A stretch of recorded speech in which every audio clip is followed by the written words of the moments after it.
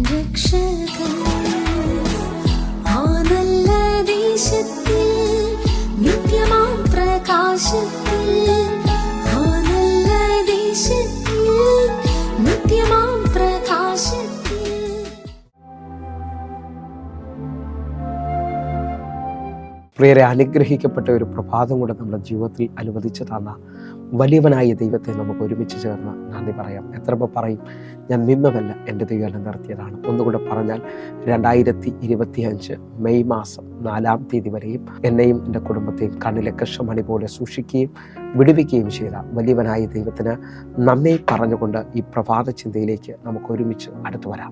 ദൈവം നമ്മുടെ സങ്കേതമാകുന്നു. പ്രിയരെ, പ്രാരംഭവാക്യത്തിലേക്ക് 46-ാം സങ്കീർത്തനം അതിൻ്റെ 1-ാമത്തെ വാക്യം.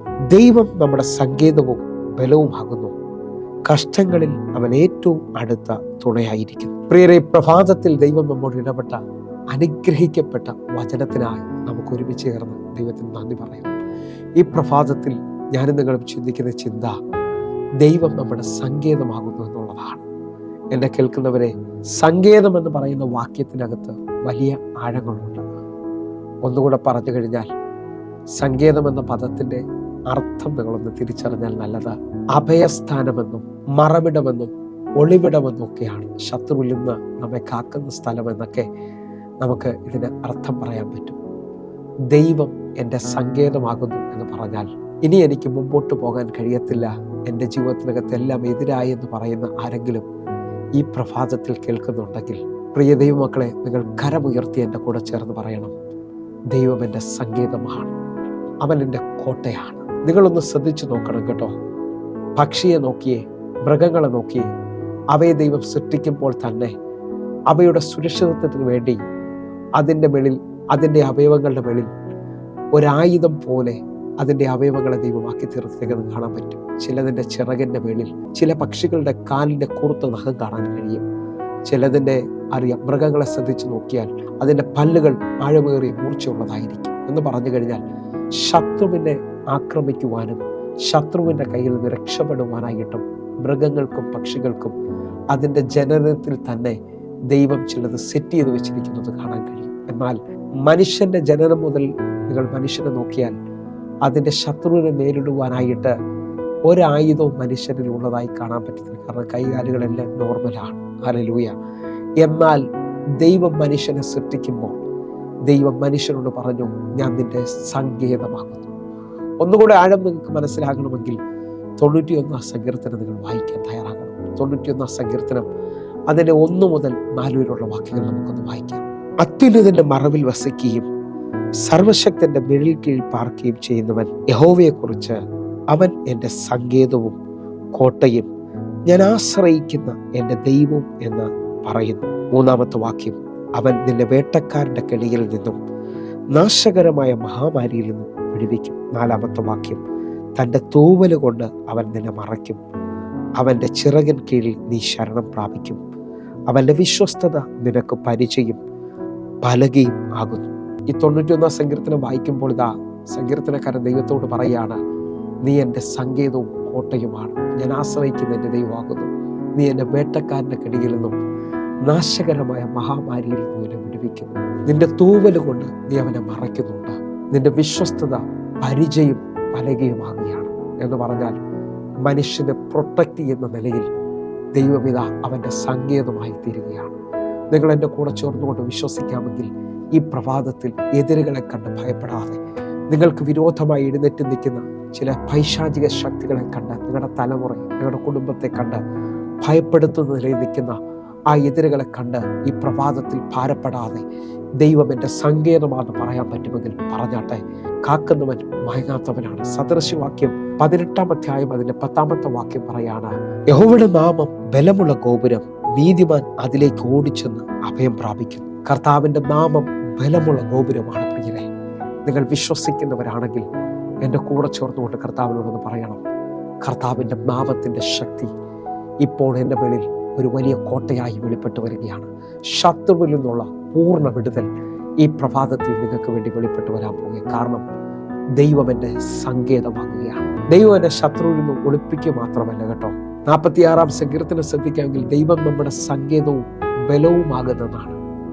ദൈവ ശത്രുവിൻ്റെ കയ്യിൽ നിന്ന് ഒളിപ്പിക്കുക മാത്രമല്ല കേട്ടോ, അതാ ആ എതിരിൽ നിന്ന് നിന്റെ ബലത്തോടെ പുറത്തു കൊണ്ടുവരാൻ പോവുകയാണ്. ഈ പ്രഭാതത്തിൽ വിശ്വസിക്കുന്ന ചിലവര് എൻ്റെ കൂടെ ഏറ്റെടുത്താട്ടെ. എൻ്റെ ദൈവം എന്നെ പുറത്തു കൊണ്ടുവരാൻ പോകുന്നു.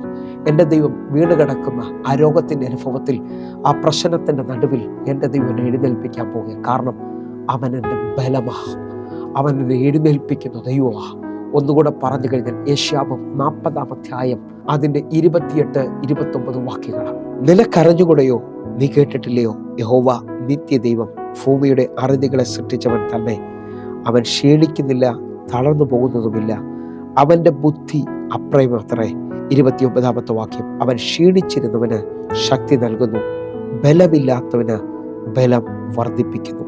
ബലമില്ലാത്തവന് ബലം വർദ്ധിപ്പിക്കുന്ന ദൈവം. എൻ്റെ കൂടുന്ന ഈ പ്രഭാതത്തിൽ വാസ്തവമായി ബലപ്പെടാൻ പറ്റുന്നവർ ഏത് വിഷയത്തിനകത്താണോ തളർന്നു പോയത്, ബന്ധങ്ങളുടെ വേർപാടിൽ അറിയാം, മനുഷ്യൻ അകന്നുപോയ, ഒറ്റയ്ക്കായി പോയെന്നൊക്കെ തോന്നുന്ന അനുഭവങ്ങളിൽ, ചില രോഗങ്ങളുടെ അനുഭവത്തിൽ നിങ്ങൾ കിടക്കയിലായിരിക്കാം. പക്ഷേ ഈ പ്രഭാതത്തിൽ ഒരാമീത ബലം നിങ്ങളുടെ മുന്നിലേക്ക് വരാൻ പോവുകയാണ്.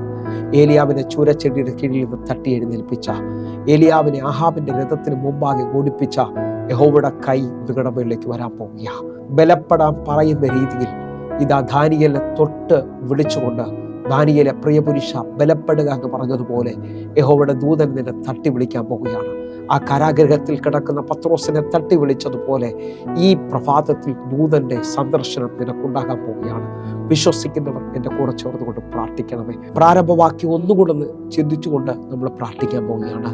46-ാം സങ്കീർത്തനം അതിൻ്റെ 1-ാമത്തെ വാക്യം, ദൈവം നമ്മുടെ സങ്കേതവും ബലവുമാകുന്നു, കഷ്ടങ്ങളിൽ അവൻ ഏറ്റവും അടുത്ത തുണയായിരിക്കുന്നു. 1, അവൻ സങ്കേതമാണ്.